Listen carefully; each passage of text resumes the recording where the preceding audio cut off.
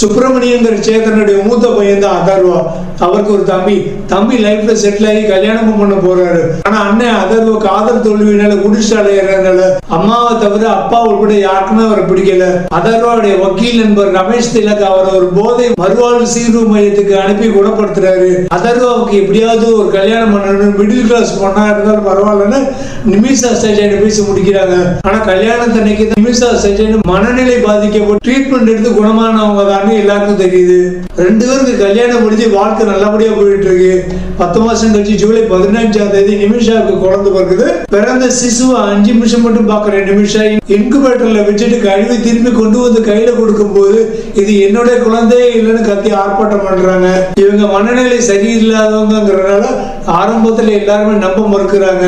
ஆனா அதர்வா தன்னுடைய மனைவியை நம்பி இப்ப கையில கொடுக்கப்பட்ட இந்த குழந்தை யாரு, எங்க இருந்து வந்தது, தங்களுக்கு பிறந்த குழந்தை எங்க போச்சுன்னு துப்பறிய ஆரம்பிக்கிறாரு. கோர்ட்டு போய் ஆஸ்பத்திரி மேல கேஸ் ஃபைல் பண்றாரு.